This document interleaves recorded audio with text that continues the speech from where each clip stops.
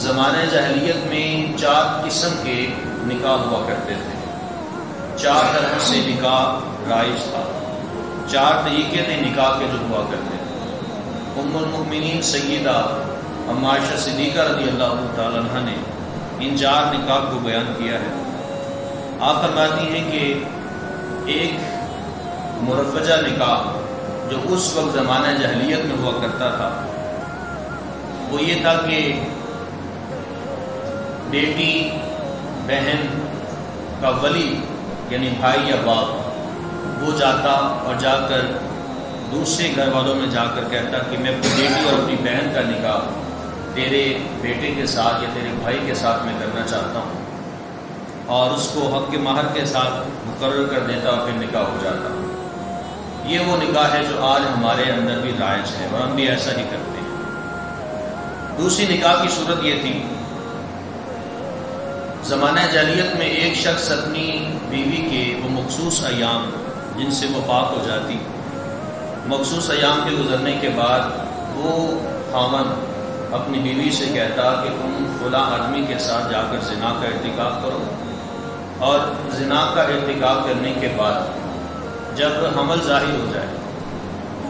تو اس وقت میں تیرے قریب آؤں گا، اور اس کو نکاح استبداع کہا جاتا تھا، اور اس سے خامد کی مطلوب ہوتی تھی کہ مجھے اس سے نیک اولاد پیدا ہو۔ وہ اپنے نطفے سے اولاد پیدا کرنے کو ترجیح نہیں دیتا تھا، وہ دوسرے کے نطفے سے نکاح کرنے کو وہ ترجیح دیتا تھا۔ وہ کہتا تھا کہ فلاں سے اگر میری بیوی حاملہ ہو جاتی ہے تو اس سے جو اولاد ہوگی وہ نیک ہوگی۔ اس کو زمانہ جاہلیت میں نکاح استبداع کہا جاتا ہے۔ تیسرا نکاح جو اس وقت رائج تھا وہ یہ تھا کہ 10 سے کم لوگ، 8-9 لوگ تقریباً، 5 بھی ہو سکتے، 6 بھی ہو سکتے، 4 بھی ہو سکتے، وہ ایک عورت کے ساتھ جا کر اپنا منہ کالا کرتے، زنا کا ارتکاب کرتے۔ جب عورت حاملہ ہو جاتی تو اس وقت حاملہ ہونے کے بعد جب وضع حمل ہو جاتا، بچہ پیدا ہو جاتا، پھر وہ عورت ان 8-9 مردوں کو بلاتی، وہ کہتی کہ آؤ اب یہ بچہ پیدا ہو گیا ہے۔ اب وہ عورت جس مرد کے اوپر ہاتھ رکھ دیتی، جس کا نام لے دیتی، تو یہ بچہ اس کا ہو جاتا، اور وہ مرد آگے سے انکار نہیں کر سکتا تھا، وہ یہ نہیں کہہ سکتا کہ نہیں یہ میرا بچہ نہیں ہے، کیونکہ 8-9 لوگوں نے اس عورت کے ساتھ منہ کالا کیا ہوتا۔ تو عورت نے جس مرد کے اوپر انگلی رکھ دینی، جس کا نام لے دیتی کہ یہ بچہ تیرا ہے، تو وہ مرد تسلیم کر لیتا تھا، اور وہ مرد اس کی بات کو انکار بھی نہیں کرتا۔ یہ تیسرا نکاح تھا جو زمانہ جاہلیت میں ہوا کرتا تھا۔ اور چوتھا نکاح، اس میں کوئی مردوں کی تعداد مقرر نہیں تھی، اس میں لا تعداد جتنے مرضی مرد آتے ایک عورت کے ساتھ آ کر منہ کالا کرتے،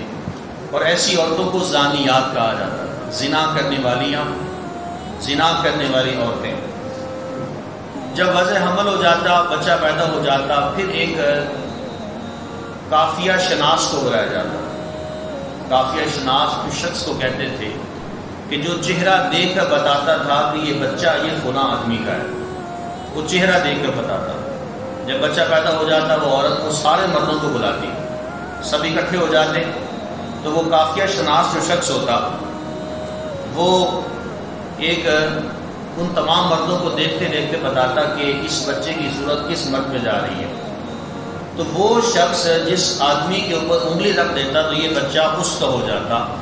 وہ مرد قبول کر لیتا، وہ انکار نہیں کرتا تھا۔